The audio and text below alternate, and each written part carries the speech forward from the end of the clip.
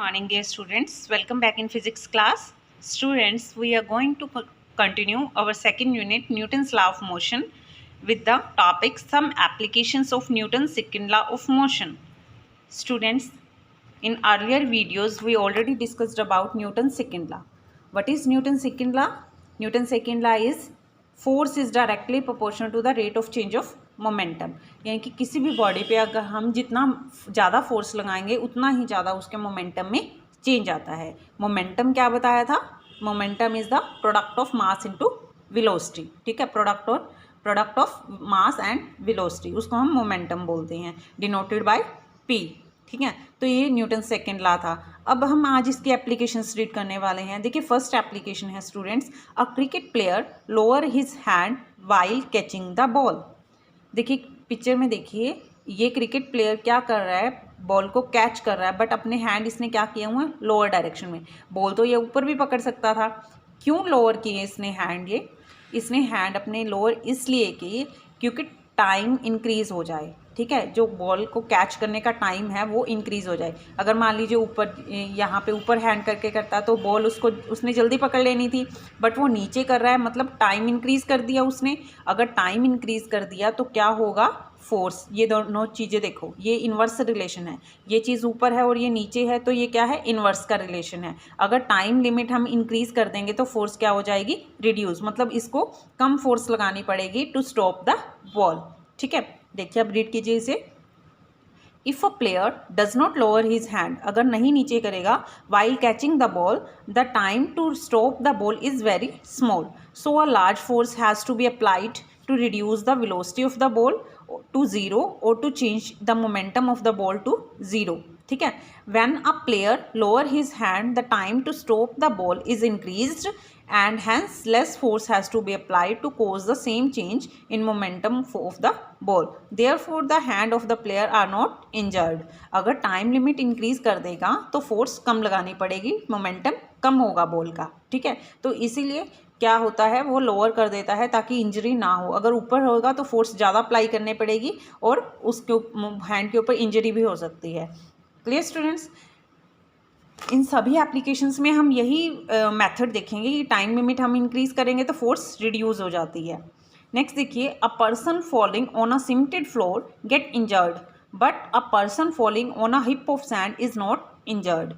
देखिए अब इसमें क्या है, अगर सीमेंटेड फ्लोर पे, अगर हम खुद का एग्जांपल लें, अगर हम सीमेंटेड फ्लोर पे फॉल होंगे, गिरेंगे तो हम इंजर्ड हो जाएंगे. ठीक है, हमें इंजरी होगी. बट अगर हम सैंड पे गिरेंगे, ठीक है, एक हिप ऑफ सैंड है, वहाँ पे हम गिरेंगे तो वहाँ पे क्या चोट लगनी है, हमें इंजर्ड नहीं होगी, कोई भी चोट नहीं लगेगी. क्यों नहीं लगेगी? अब देखिए, अब सीमेंटेड फ्लोर पे गिरना है तो एकदम से ऑब्जेक्ट बहुत जल्दी फाल हो जाएगा, गिर जाएगा. बट अगर हिप ऑफ सैंड पे तो टाइम इंक्रीज़ हो जाएगा गिरने का, क्योंकि वो सैंड है, एकदम से अंदर धंस जाएगी तो नीचे जाने में टाइम लगेगा. ठीक है, अगर टाइम लिमिट इंक्रीज़ होगी तो फोर्स रिड्यूस हो जाती है, तो हमें इंजरी नहीं होती है. When a person fall on a cemented floor, the rate of change of momentum is very large because the person is abruptly stopped. एकदम से स्टॉप होता है. टाइम लिमिट क्या है, time of interval is very small, तो momentum increase हो जाता है. मोमेंटम इंक्रीज हो जाता है, hence the person get injured due to the application of large force on his body due to the floor. On the other hand, when a person fall on a heap of sand, the sand yield under the weight of a person. अंदर धंसती है.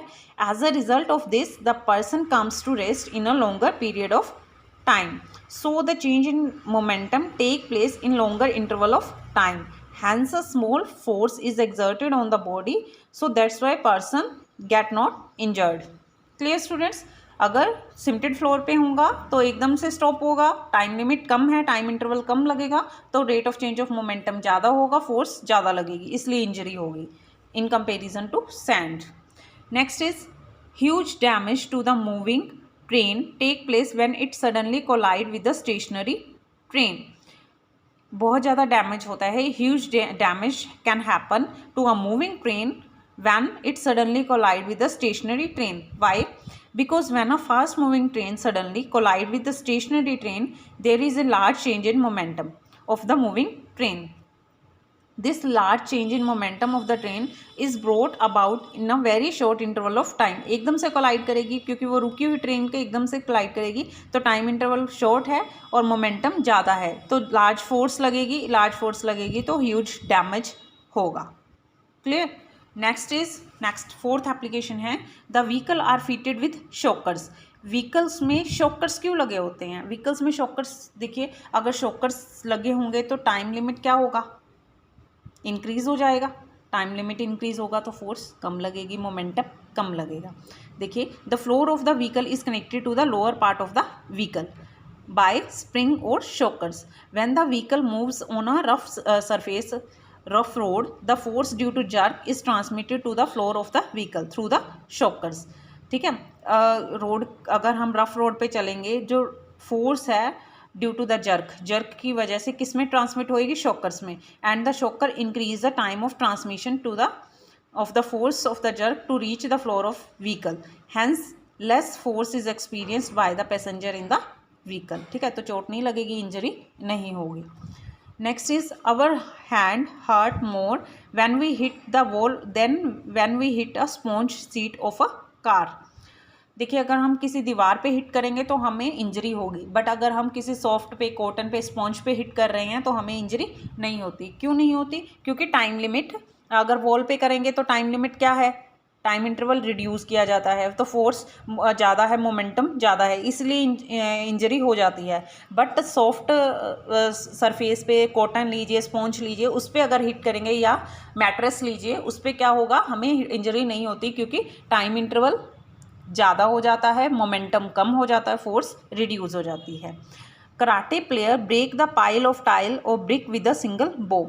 Karate player break कैसे कर देता है pile of tiles को, एकदम से कैसे ब्रेक कर देता है? क्योंकि एकदम से जब हिट करता है तो क्या होता है, टाइम इंटरवल रिड्यूस, तो मोमेंटम, अगर ये चीज़ रिड्यूस तो ये ज़्यादा, ठीक है, तो ये भी ज़्यादा, क्योंकि ये डायरेक्ट रिलेशन में है तो फोर्स ज़्यादा लगेगी स्मॉल एरिया पे, तो क्या होगा, क्योंकि स्मॉल एरिया पे लगाते हैं ना, एकदम से जितना उसका पंच होता है उस साइज़ पे लगाते हैं, उतने एरिया पे कवर अप करते हैं, तो मोमेंटम ज़्यादा हो जाता है, मोमेंटम ज़्यादा हो जाता है तो टाइल ब्रेक हो जाती हैं। A boxer moves his head backward when his opponent blow a punch. क्या करते हैं, जब ओपोनेंट पंच ब्लो करता है तो दूसरे वाला क्या करता है, अपने हेड को पीछे कर लेता है। क्यों पीछे कर लेता है? When one boxer blow a punch on the face of another player, then the change in momentum of the punch on striking the face of another exert a large force on his face. On the other hand, when the boxer moves his head backward, then the change in momentum of the punch of the opponent player take place in a large interval of time. Hence, the impact of the punch on the face of the boxer is very less. अगर पीछे ले जाएंगे face तो क्या होगा, अगर आगे ले आए तो बहुत ज़्यादा मोमेंटम होगा, फेस पे बहुत ज़्यादा इंजरी होगी, बट जैसे ही पीछे ले गए तो टाइम लिमिट इंक्रीज हो गया, टाइम इंक्रीज हो गया तो मोमेंटम रिड्यूस हो जाता है, तो इंजरी नहीं होती। लास्ट एप्लीकेशन है bones of a person are fractured in an accident. Bones कैसे फ्रैक्चर हो जाती हैं? कोई भी एक्सीडेंट होता है तो बोन्स क्यों फ्रैक्चर हो जाती है, कैसे हो जाती हैं? During an accident there is a large change in momentum of the person sitting in a fast moving vehicle in a small interval of time. देखिए मोमेंटम में बहुत ज़्यादा चेंज आता है, टाइम लिमिट बहुत ज़्यादा कम होती है जब फास्ट मूविंग व्हीकल में बैठा होता है और एक्सीडेंट हो जाता है। अगर ये चीज़ रिड्यूस होगी, ये इंक्रीज हो गया तो फोर्स ज़्यादा लगती है, इसीलिए फोर्स कर this impact this large force break the bones of a person. इस लार्ज फोर्स की वजह से पर्सन की बोन्स क्या कर जाती हैं, ब्रेक कर जाती हैं।